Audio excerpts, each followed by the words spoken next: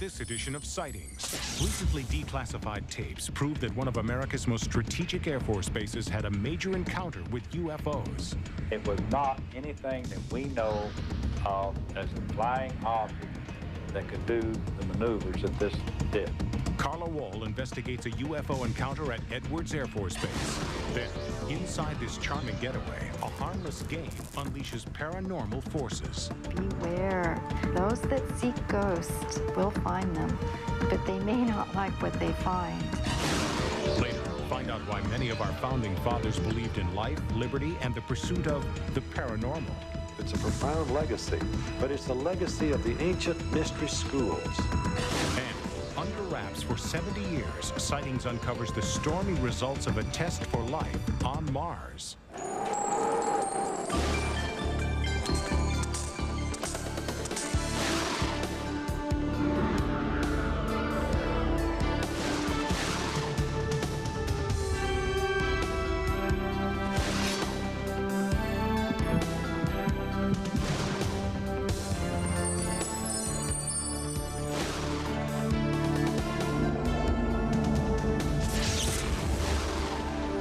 Welcome to Sightings. I'm Tim White.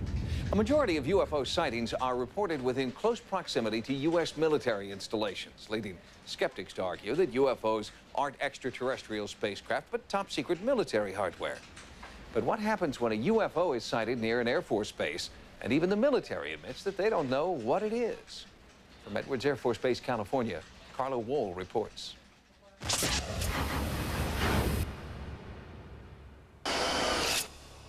Edwards Air Force Base in California's Mojave Desert is an area where people often gather to scan the skies for UFO activity. But what about the people inside Edwards? Are they seeing UFOs too?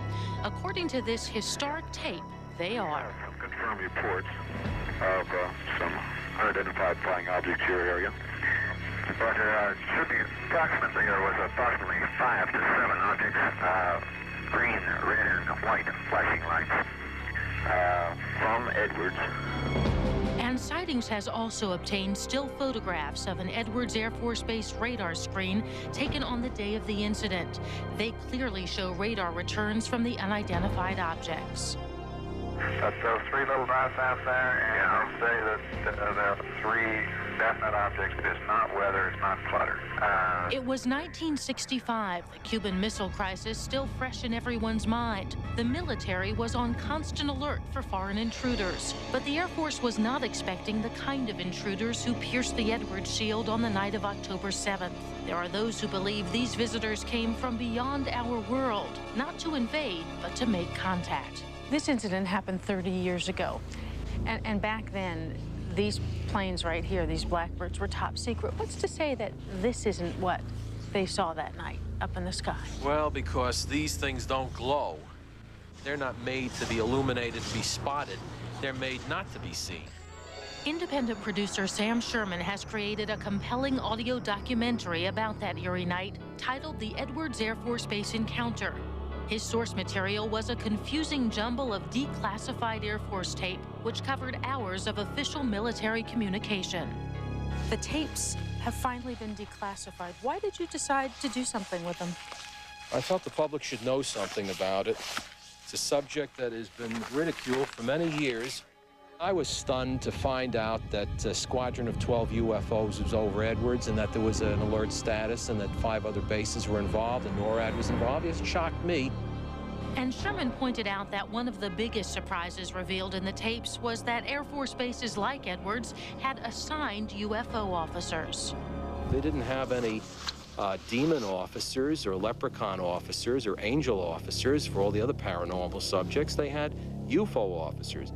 Okay, they've finally gotten that UFO officer at Edwards Lieutenant, and he said yes, he would like to have a look. We're getting plenty of live data as visuals on these things about 40 miles south of Edwards. Several of them are running. At the radar screen in the Edwards Tower that night was Air Force Tech Sergeant Chuck Sorrells.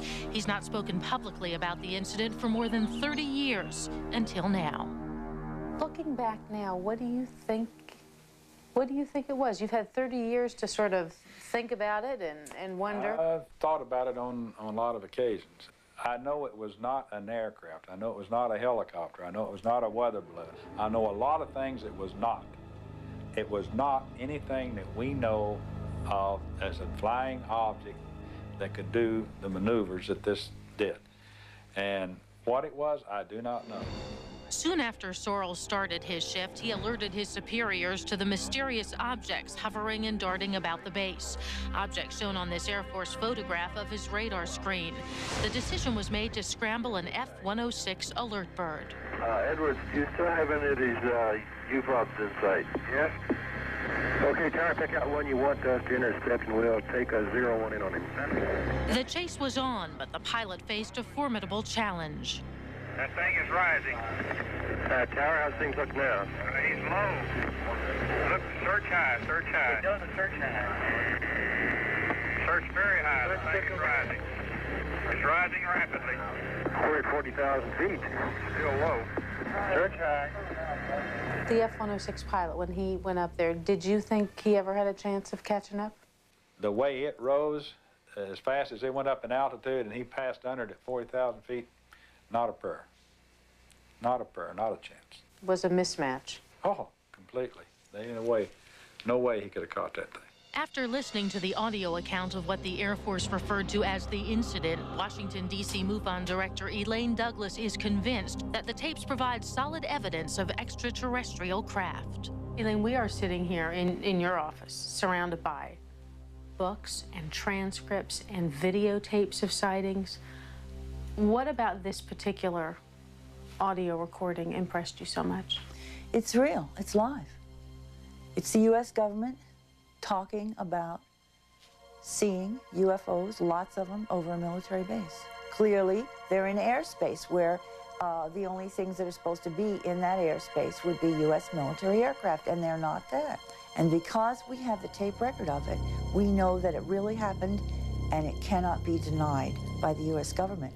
Some people involved in the UFO community believe that these tapes, what happened to you that night, proves that UFOs exist.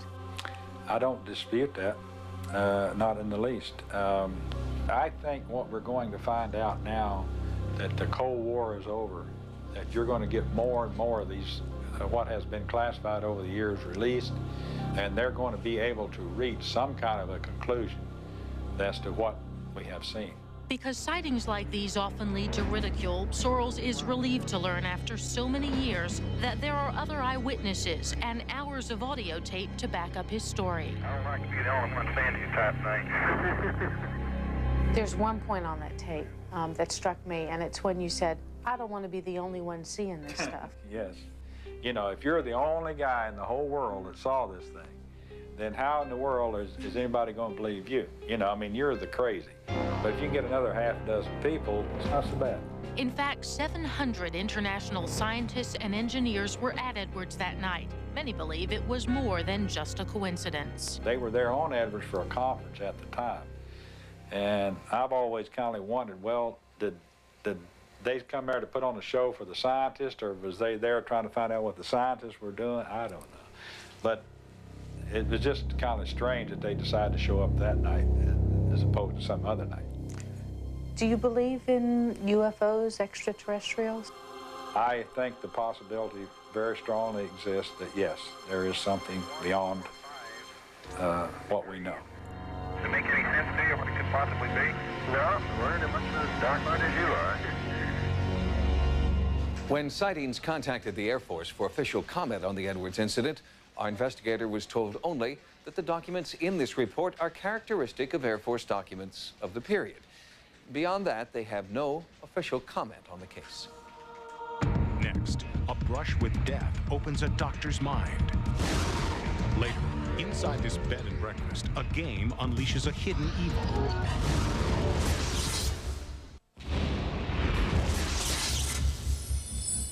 We've all heard it, that little voice inside that warns us in the nick of time or tells us which way to turn on an unfamiliar street. It's called intuition, ESP, or just plain common sense. But what happens when that little voice tells you to do something that doesn't make sense? Do you ignore it, or do you trust that sixth sense to know more than your conscious mind?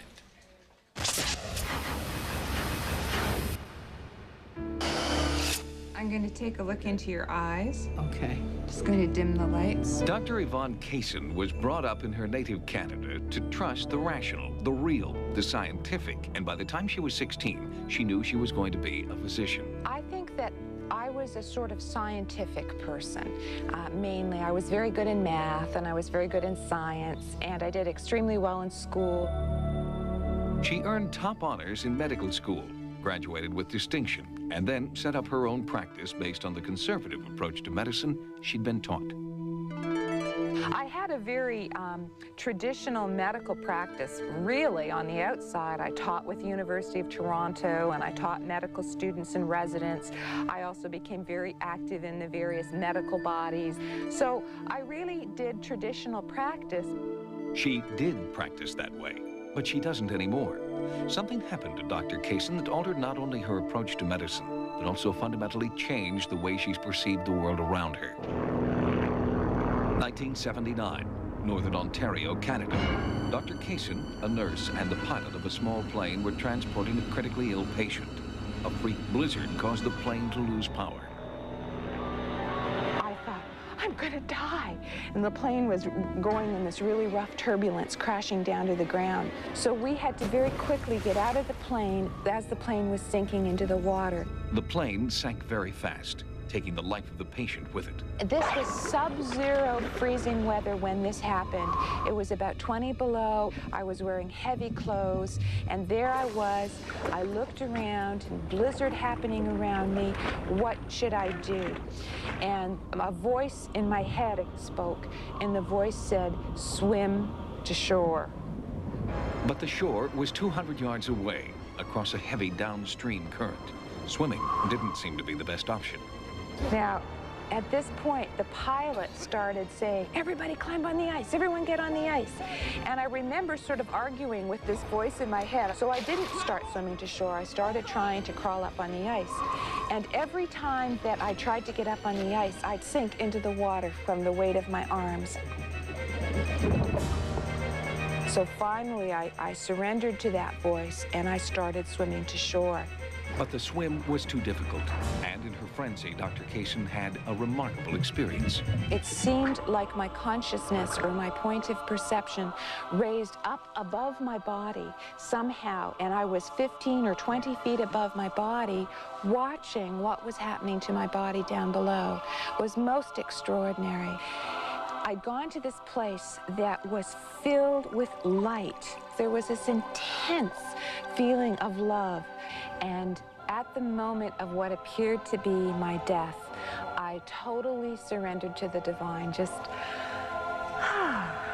Once she surrendered to this non-physical presence, Dr. Kaysen believes she was given the strength to reach the shore.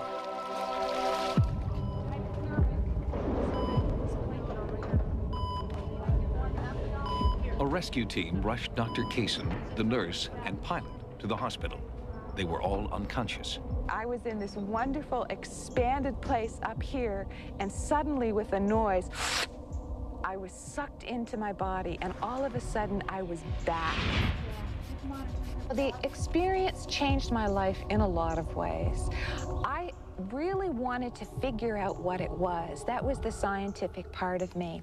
And so I spoke with my medical friends, the doctors, and I remember everyone would scratch their chin and sort of listen, wondering what it could be. No one knew what it was. People would give me theories like, oh, maybe this was due to a low blood sugar, or maybe this was a direct effect of cold on the brain causing a hallucination. But none of that was good enough for me. After much study, Dr. Kaysen now believes she had what paranormal researchers call the near-death experience. I totally had lost my fear of death, and that persists to this day. Dr. Kaysen also believes that since the experience, she has acquired psychic abilities, including clairvoyance. It seems that having a near-death experience opens your consciousness somehow and makes you more open to various sorts of other mystical and paranormal experiences, such as the clairvoyant experience. Kevin, you see that house right there? That's where Auntie Vaughn grew up. Colleen Isherwood has been Yvonne Kaysen's friend for 30 years. They grew up together in this Toronto neighborhood. Before she had her near-death experience, Yvonne was not the type of person who would talk about anything mystical like that, anything unusual. But the more she began talking about her paranormal experiences, the more she heard from others with similar stories. Many people who'd had various sorts of spiritual or paranormal experiences were looking for a doctor who would listen to their story and who wouldn't automatically judge it as something crazy or a hallucination or a sign of mental illness. So I found people over the years started coming to my office so that more and more of my patients ended up being people who'd had spiritual or paranormal experiences. So my practice started shifting in this direction. When I started seeing Yvonne, I said, what I want to do is first find out that I'm not crazy, number one, what I'm experiencing, and what I want to become is a more spiritual person. Today, Dr. Kaysen is the director of the Spiritual Emergence Research and Referral Clinic in Toronto. Along with a staff of physicians and other healthcare professionals, Dr. Kaysen has steered her practice towards the care and support of patients like Alexis Radlin. After about 11 years of research, I really felt ready to start talking publicly to doctors and to the public about what I'd come to understand about mystical and paranormal phenomenon. And in her book, A Farther Shore, Dr. Kaysen chronicles the personal stories of more than 100 of her patients, all of whom have been transformed by a paranormal experience. I know now to the core of my being that it's a universal human phenomenon. Anyone can have a spiritually transformative experience. And if you do have one, it's truly a gift that can enrich your life. Dr. Kaysen has found that you don't have to have a near-death experience like hers to undergo a spiritual transformation. For those seeking a deeper self-understanding, she recommends meditation, yoga, Tai Chi, and intense, prolonged reading on any subject. Next, scientists may have finally discovered life in outer space. And did a groundswell of good intentions create a medical miracle?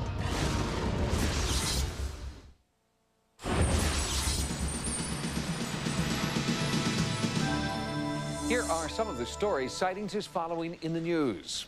Researchers exploring the authenticity of the alien abduction phenomenon will soon have a new database to draw from. Work has begun on the most comprehensive review of alien abduction accounts ever compiled. In Morice, Michigan, Dan Wright, former deputy director of MUFON, is compiling data from alien abduction experiences throughout North America. It is an unprecedented program called the MUFON Alien Abduction Transcription Project, and its goal is to create a comprehensive computer database of abduction experience. These are people from all walks of life, equal numbers approximately of males and females, and of an age from early childhood until perhaps in one's 50s. Over 50 MUFON researchers are now working on the project, using hypnotherapy to bring out details of the abduction experience from volunteers. So far, more than 200 experiencers have participated in the transcription project, and more than 900 pages of data have been collected. Even MUFON veterans are surprised at the number of startlingly similar details. There are so many of these that cut across numerous cases that I know it has to be a real phenomenon, and now I have to stay around until the last chapter is drawn out. After Wright receives the transcriptions of the hypnotherapy sessions, he breaks the information down into 54 different categories, building a physical composite of the abductors and a blueprint for their craft. Thus far, his analysis of the database has led him to believe that extraterrestrial contact on a global scale may be very near. I think we're coming to some sort of culmination whether that has to do with some tumultuous event on the Earth, all cases that I've been dealing with are suggestive of something happening very soon.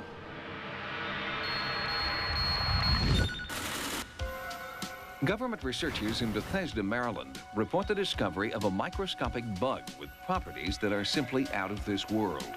The remarkable find of the bacterium Deinococcus radiodurans lends support to the theory of panspermia, that life on Earth was born from cosmic spores drifting in outer space. We picked it up from elephant feces in a zoo in Japan, from llama feces, from weathered granite in Antarctica, from irradiated underpants in Sweden. In fact, this bacterium has been found to have more radiation resistance than any other known creature, even enough to withstand extraterrestrial travel. There's nothing terrestrial that we know about that would call for that kind of radiation resistance.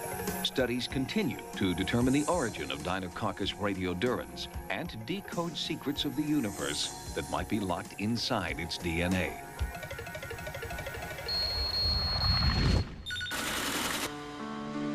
At the University of Virginia Medical Center, Dr. Neil Kussel is crediting the young boy's miraculous recovery from a brain tumor to both modern medicine and psychic healing.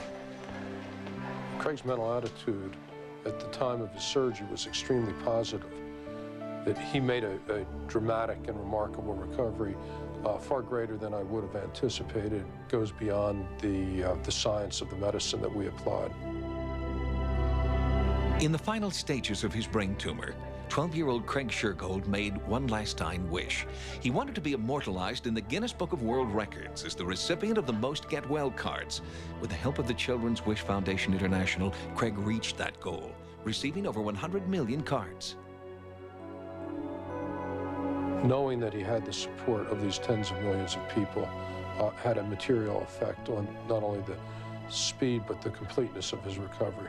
Recent studies have shown that prayers and concentrated meditation can have a positive effect on healing. Were the good wishes and healing words expressed in these cards a form of health-giving prayer? It is one possible explanation for Craig's inexplicable recovery. And Dr. Kussel believes the cards did effect a cure for Craig's life-threatening illness. I think that the patients need spirituality. I think that the families and their friends need spirituality. And I think that most of all, the surgeons and the other caregivers have to have a high degree of spirituality if you're going to optimize the outcome in these patients. We'll have more stories from the news next time. Now, here's what's coming up on Sightings. What our founding fathers really meant by the spirit of America. Lincoln consulted a so-called psychic when he was first running for Congress. Later, what our government knew about radio signals from Mars.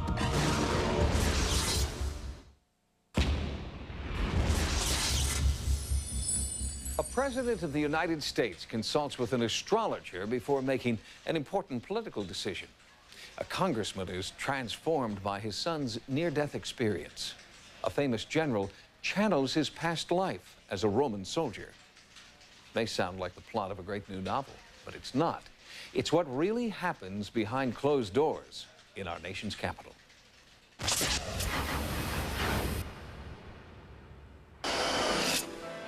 Washington, D.C., the nerve center of the most powerful nation on earth. These stolid edifices, the buildings where America's future is debated and voted on, evoke the spirit of the founding fathers, pragmatic, intellectual thinkers who brought forth a great nation. But our early leaders were, in fact, highly spiritual people with a belief in divine guidance and supernatural intuition, and they were all deeply committed to ancient secret societies. The driving force was the people who were part of the Freemasonry movement. For example, all the signers of the Declaration of Independence except one was a Freemason. Milton Friedman has spent the last 30 years as a speechwriter and presidential advisor, and has held high-ranking positions in both the White House and the Congress.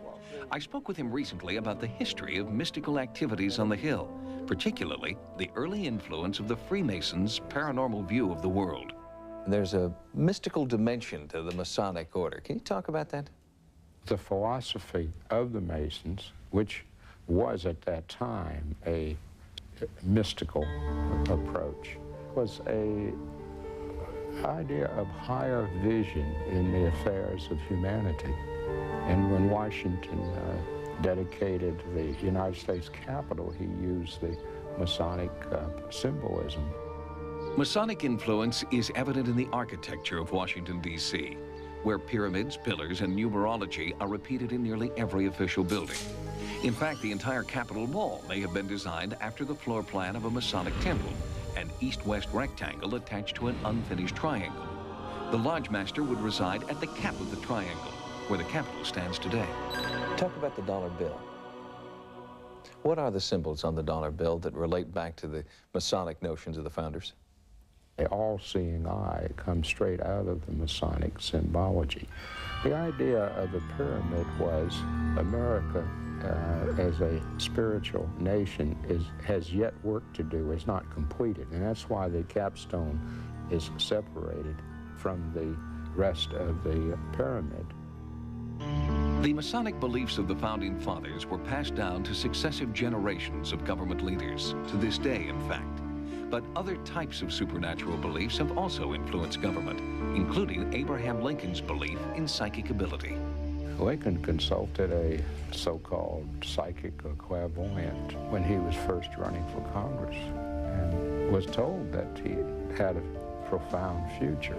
When he was president, it is known through historical records that he had a woman come to the White House to give so-called readings.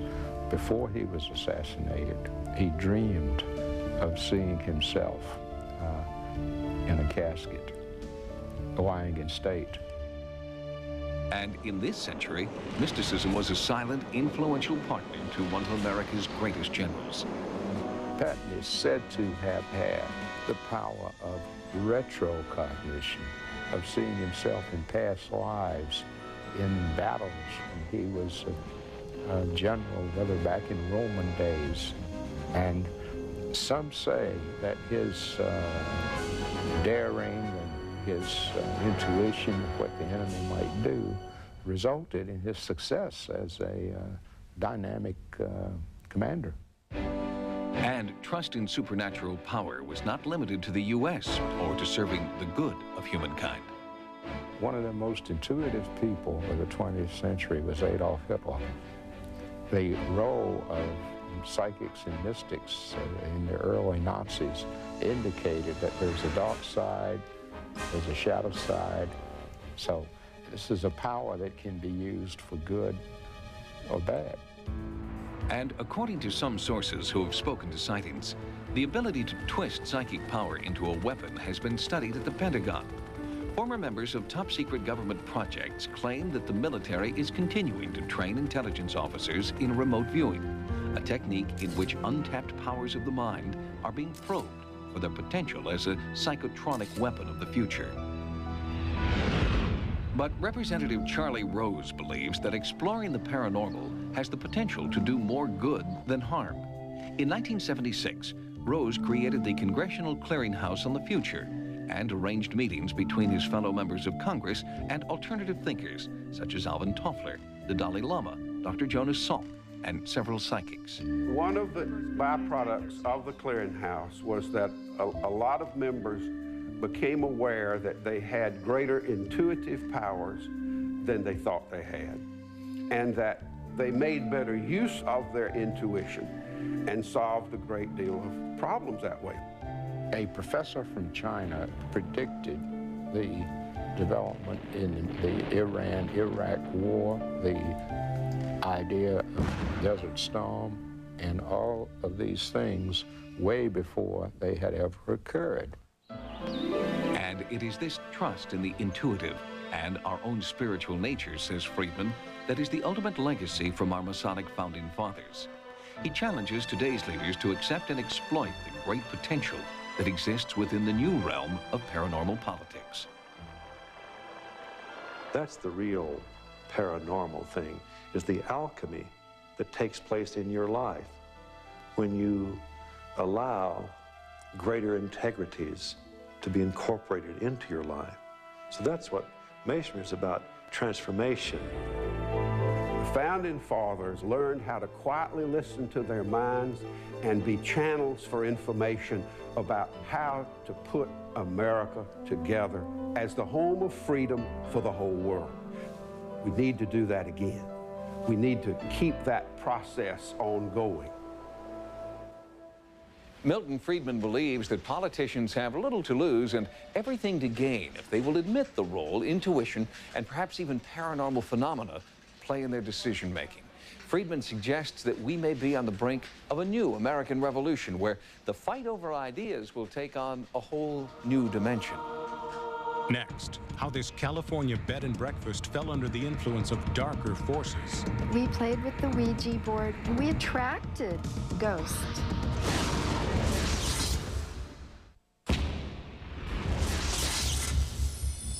Unlike a lot of people, Kathleen Poring wanted to make contact with the ghosts said to haunt the turn-of-the-century home that she had just purchased. She sought out the spirits with candles and a Ouija board. Her efforts to contact echoes from the past paid off when ghostly activity began resonating throughout her home.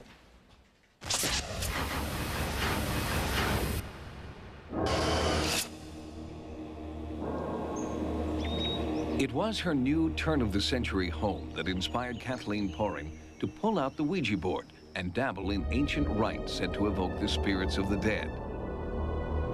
Beware, beware. Those that seek ghosts will find them, but they may not like what they find.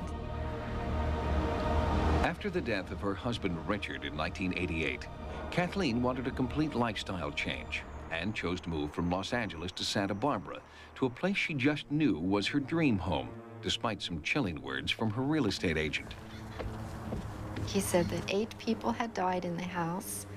And as he was telling me the history, I said, I'm thinking to myself, the house must be haunted. Kathleen bought the house and converted it into a cozy bed and breakfast. She decorated the home with relics she found in the attic, and this seemed to bring out strange phenomena that both Kathleen and her boyfriend, Mark, experienced.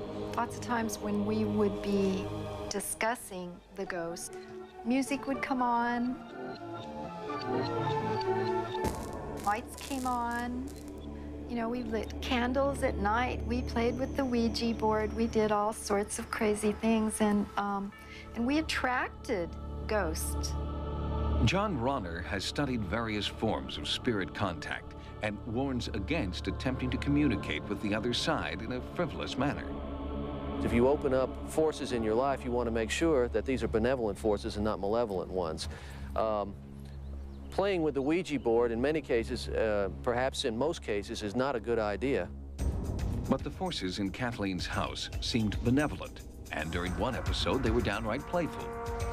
Mark was sitting in my bedroom with the door opened, and suddenly there was a light. An incredibly bright, white, pinpoint light shot right towards me. It traveled down the stairs, and at the same time, it traveled up the stairs. That was my first experience with actually seeing something that caused me instantly to know that there was something else going on here that I'd never experienced before. After that episode, Kathleen sought out deeper communication with the ghosts she felt in her home. She began automatic writing, where words would flow onto the paper without conscious thought from her. When I read them afterwards, I was totally amazed, completely amazed, because I knew that they were not my words, they were not my thinking, and I knew that it didn't come from me.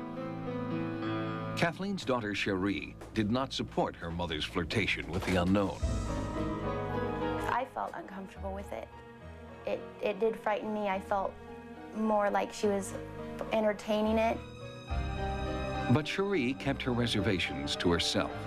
Her mother was happy. The bed and breakfast was coming together and had begun accepting guests.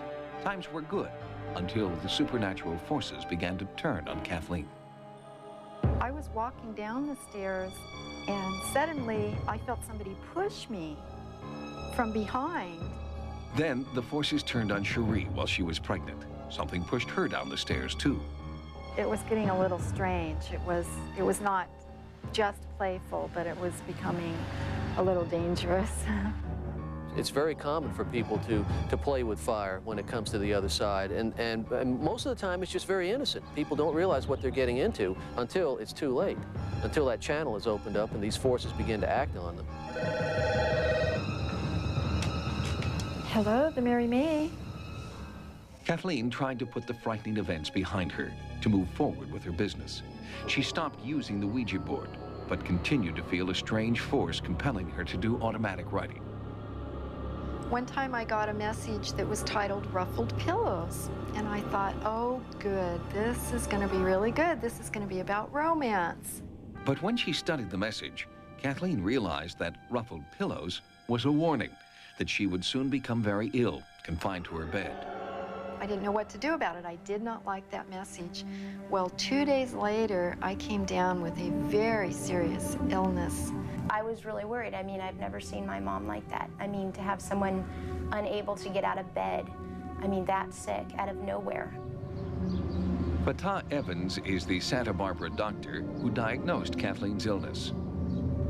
She suffered from the chronic fatigue syndrome, and she wanted to sense the magic bullet, and I couldn't give it to her, and I didn't know anyone for that particular condition. I was under all sorts of medication. I could not get better. It seemed like everything I did, I just kept getting worse and worse. Kathleen was bedridden for 6 months. It was during a moment of complete despair that she had a breakthrough. Why not invite healing forces into the house in the same way that she'd invited in the malevolent ghosts? I said, oh God, send your angels, put them around me and protect me, and it has worked. In less than a day, Kathleen was back on her feet. She reopened her home to guests, convinced that angels were changing the energy in the house. They actually appeared before me. Angels appeared before me. And it has changed my whole world, my whole life. The ghosts who had been such a destructive force in Kathleen's life have not made a reappearance since her first angelic vision. But she continues to feel the presence of benevolent spirits in her home and in her life. I think this is a happy ending for Kathleen because she learned to keep her face turned toward the light and away from the random otherworldly forces that could harm her. Now that Kathleen's bed and breakfast, the Mary May, is up and running again, she's put away the Ouija board. Now, there are angels everywhere, and Kathleen believes that they have the power to keep away the evil forces that once ruled the house. Next, did the government cover up evidence of life on Mars? They sent it to a cryptologist, and I don't believe it was ever satisfactorily deciphered to see what they had gotten.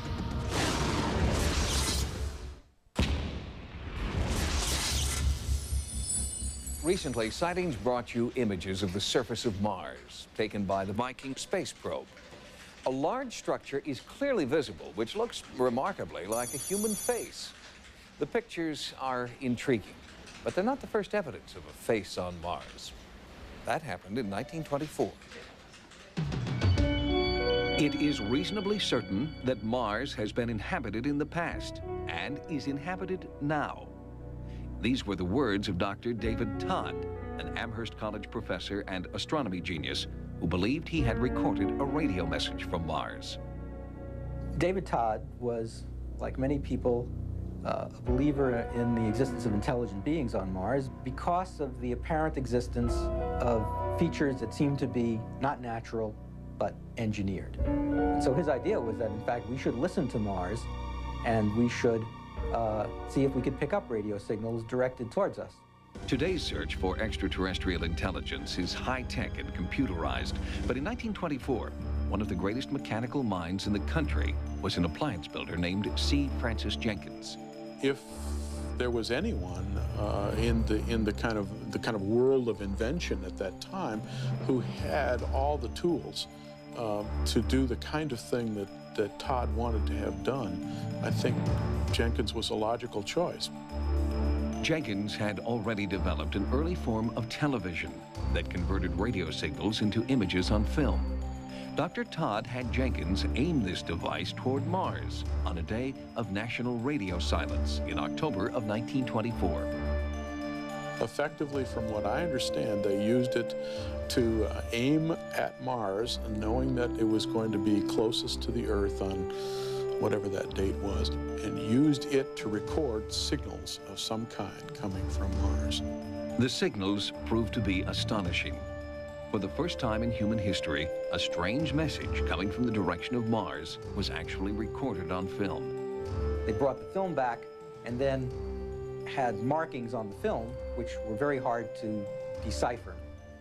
There was apparently something that looked like a face that was constantly repeated along one edge of the film.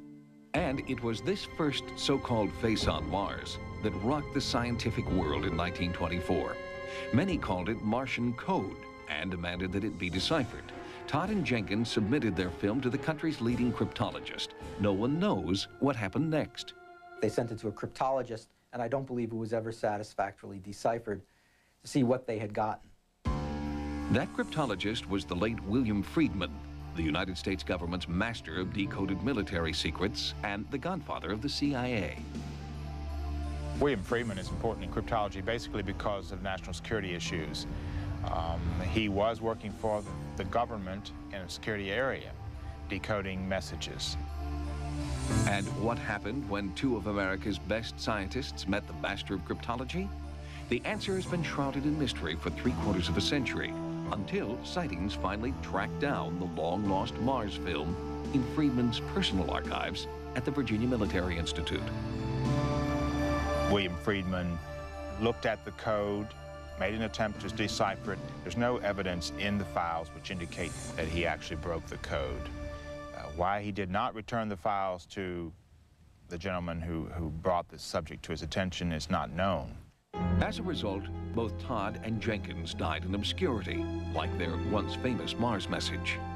In Friedman's archives, purged by the National Security Agency of much of its important correspondence, we did find one revealing letter. The author reports that his men had recorded the same radio signals on that same day in 1924. They consisted in part of dashes of 6 seconds duration, separated by intervals of 7 seconds. These dashes continued for several minutes, were followed by a voice pronouncing words. They were isolated words of from 1 to 4 syllables. The author of this amazing letter to Friedman was a captain in the U.S. Signal Corps. Could this be Todd and Jenkins' ultimate vindication?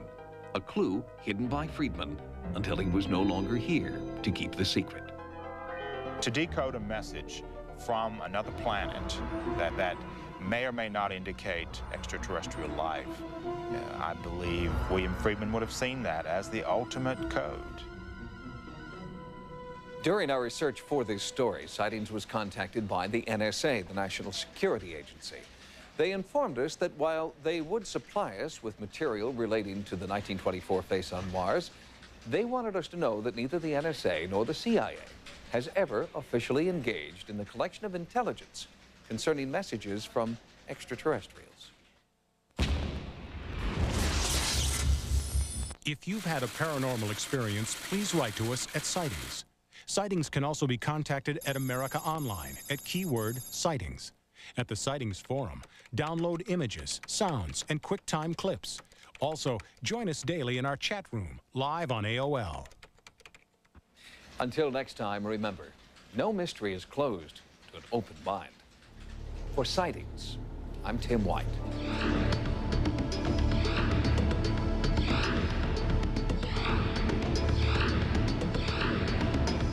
Next on Sci-Fi, Dark Shadows. Tonight on Farscape. A heinous crime. You're under arrest, alien, for murder. And a false confession. I crushed that man's throat.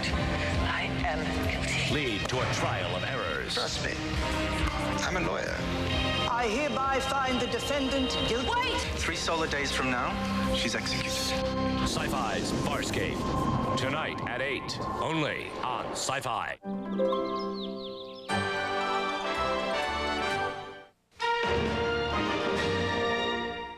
Historic tape, they are. Have confirmed reports of some unidentified flying objects in your area.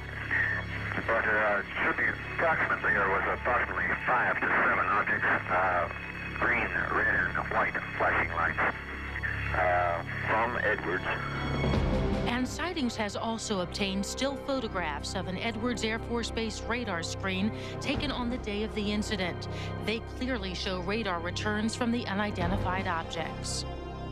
That's those 3 little dots out there, and I'll say that there are 3 definite objects. It's not weather, it's not clutter. It was 1965, the Cuban Missile Crisis still fresh in everyone's mind. The military was on constant alert for foreign intruders, but the Air Force was not expecting the kind of intruders who pierced the Edwards Shield on the night of October 7th.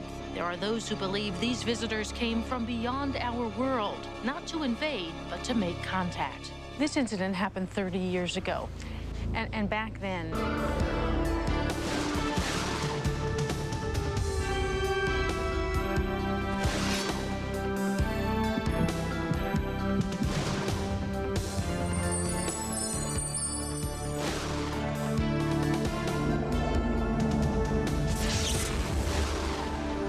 Welcome to Sightings. I'm Tim White. A majority of UFO sightings are reported within close proximity to U.S. military installations, leading skeptics to argue that UFOs aren't extraterrestrial spacecraft, but top-secret military hardware. But what happens when a UFO is sighted near an Air Force base, and even the military admits that they don't know what it is? From Edwards Air Force Base, California, Carla Wohl reports.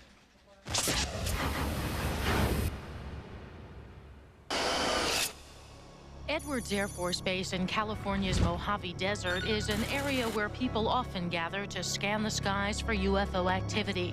But what about the people inside Edwards? Are they seeing UFOs too? According to this, these planes right here, these Blackbirds, were top secret. What's to say that this isn't what they saw that night up in the sky? Well, because these things don't glow. They're not made to be illuminated, to be spotted. They're made not to be seen. Independent producer Sam Sherman has created a compelling audio documentary about that eerie night titled The Edwards Air Force Base Encounter. His source material was a confusing jumble of declassified Air Force tape, which covered hours of official military communication. The tapes have finally been declassified. Why did you decide to do something with them? I felt the public should know something about it. It's a subject that has been ridiculed for many years. I was stunned to find out that a squadron of 12 UFOs was over Edwards and that there was an alert status and that 5 other bases were involved and NORAD was involved. It shocked me. And Sherman pointed out that one of the biggest surprises revealed in the tapes was that Air Force bases like Edwards had assigned UFO officers. On this edition of Sightings, recently declassified tapes prove that one of America's most strategic Air Force bases had a major encounter with UFOs. It was not anything that we know of as a flying object that could do the maneuvers that this did. Carla Wohl investigates a UFO encounter at Edwards Air Force Base. Then, inside this charming getaway, a harmless game unleashes paranormal forces. Beware. Those that seek ghosts will find them, but they may not like what they find. Later, find out why many of our founding fathers believed in life, liberty, and the pursuit of the paranormal. It's a profound legacy, but it's the legacy of the ancient mystery schools. And under wraps for 70 years, Sightings uncovers the stormy results of a test for life on Mars.